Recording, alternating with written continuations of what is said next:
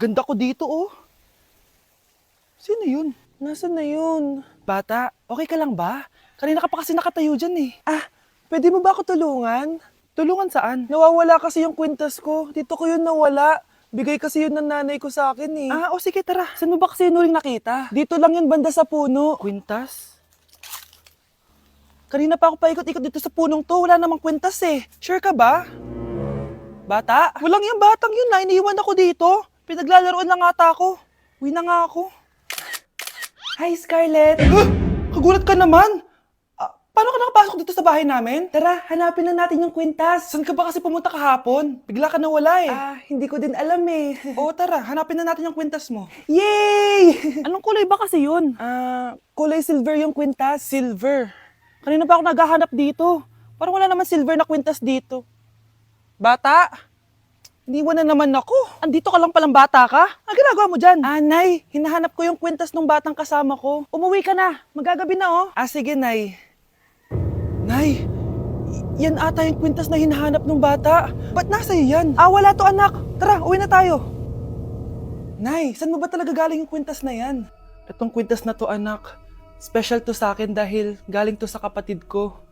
Kaso, namatay siya nung 9 years old siya. So yung bata kanina, siya yung tita ko na namatay? Oo anak, siya lang ang may favorite sa akin. Mga magulang namin, ayaw sa akin. Kaya sobrang mahal ko yun anak. Ang lungkot naman pala, Nay. Sobrang sakit lang. Sorry. Tama na yun, Nay. Nanay mo yung pumatay sa akin, Scarlett.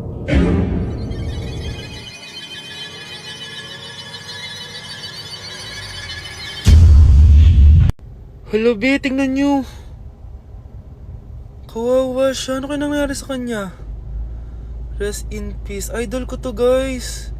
Ito palagi kong pinapanood pag malungkot ako. Ano kaya nangyari? Ang bata niya pang namatay. Sayang talaga siya kasi tinan mo. Binalita siya ng Paw Patrol. Talagang legit to, guys. Nakakaawa siya. Feel ko nalunod siya kasi ito ata yung last picture niya, guys. Tignan niyo, nasa dagat siya. Nakakaawa, guys. Kaya kayo wag kayo magpaniwala sa fake news, no? Di ba? Buhay pa ako, walang iya kayo, pinatay niyo na ako agad. Pag talaga nakita ko tong gumawa sa account na to, kukutasin kita, be, ha? Excited ka mamatay ako, mauna ka na kaya? Hi guys! So nandito kami sa pinakamahal na steakhouse dito sa Metro Manila. So ngayon, tapos na kami kumain. So ngayon, mag-guess the bill tayo and ang hula ko is 87,300. So kasama natin sila, ayan.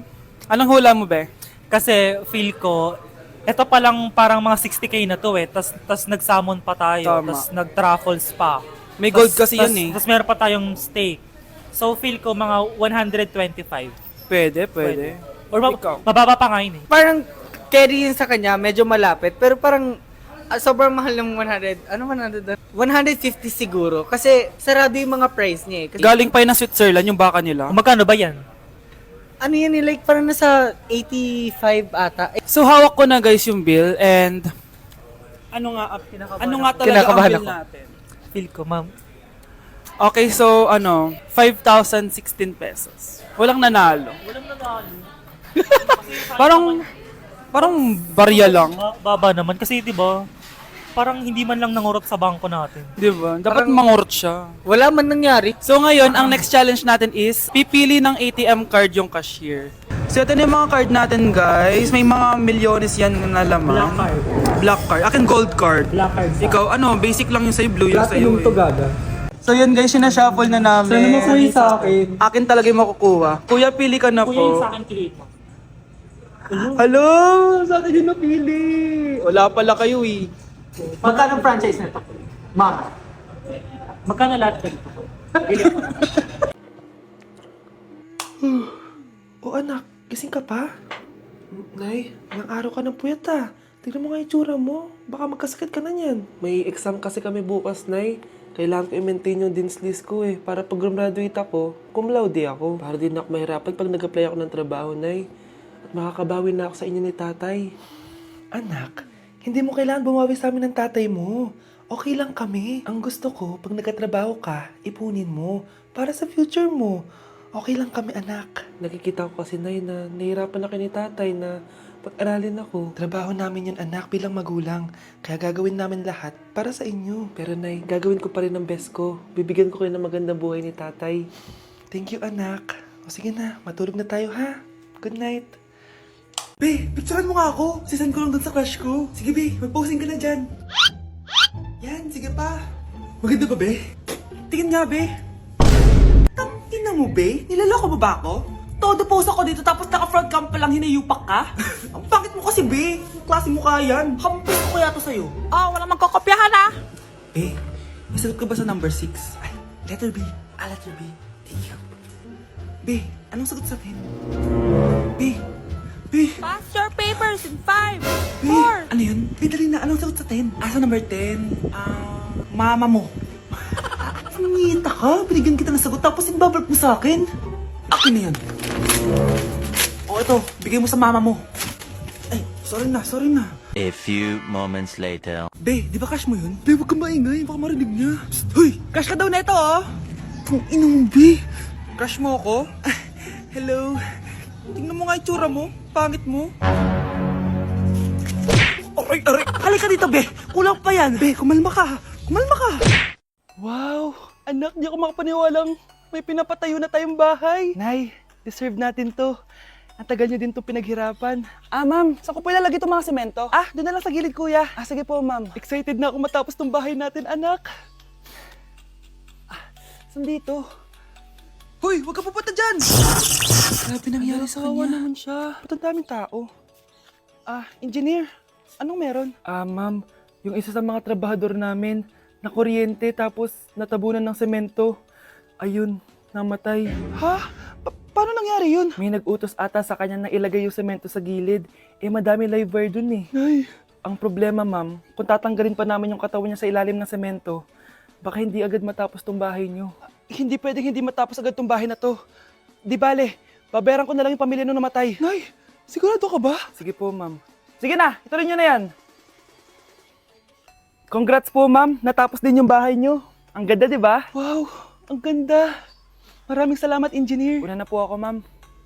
Anak, tara, pasok na tayo. Wow, ang ganda ng loob.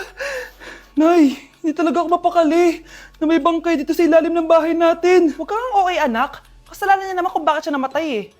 Ay, matutulog na lang ako sa bago kong bahay. Wow, ang ganda ng kwarto ko. Ano yun? Kasalanan mo kung bakit ako namatay. Nay! Guys, sino kumuha ng cellphone ko? Ilabas niyo na. Alinaw talaga ng bago kong phone. Hoy, Samantha! Cellphone ko yun, di ba? Akin na.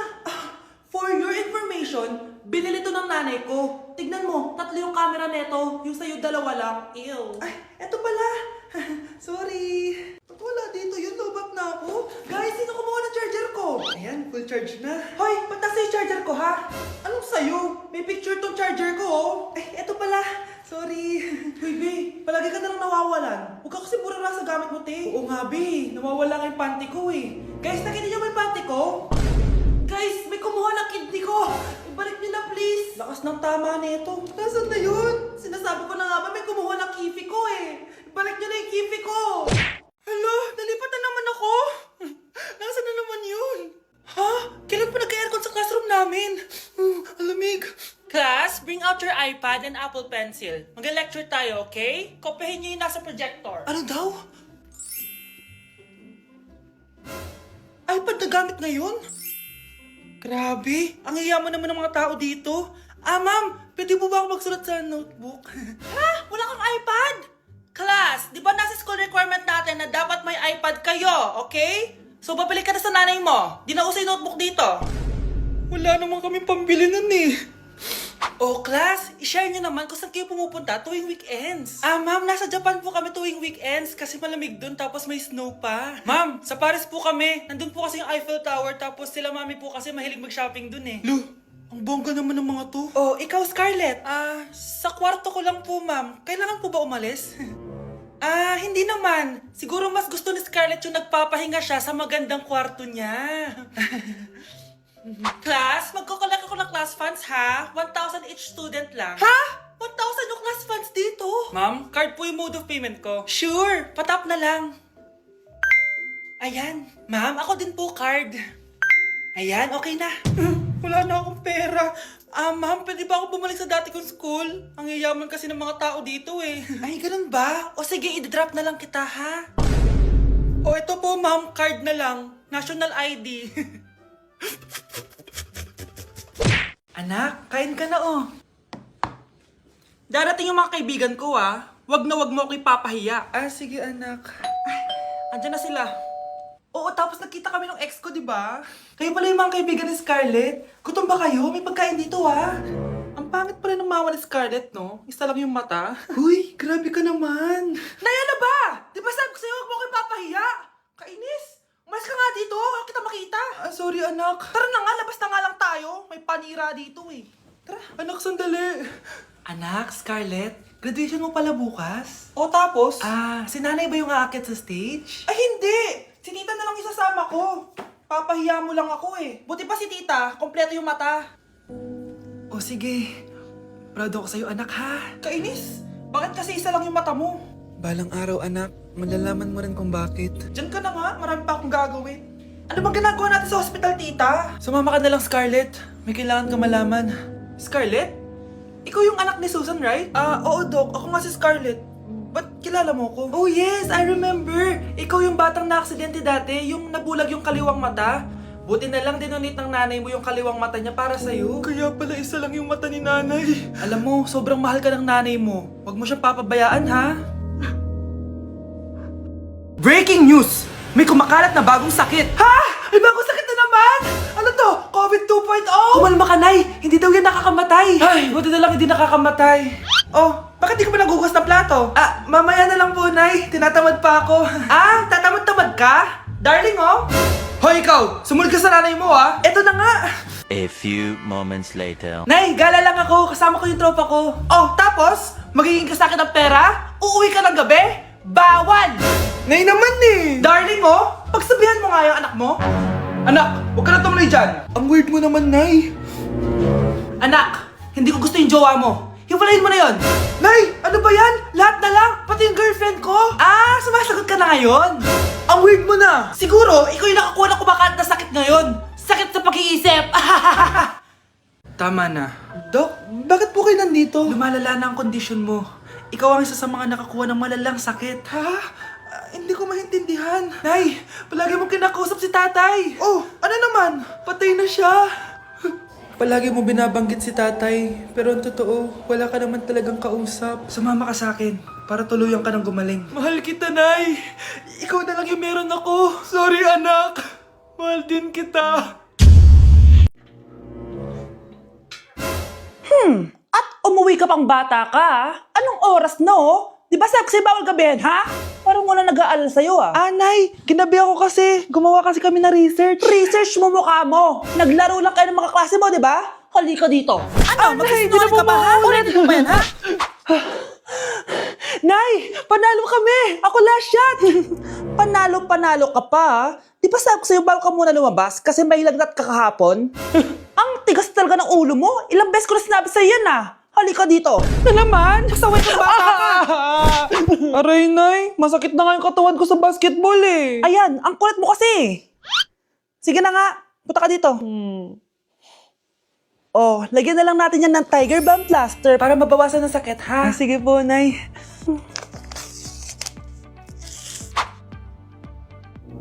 Aray! Nay, dahan-dahan naman. O ano, masakit? Ulitin mo pa, para mas masakit pa.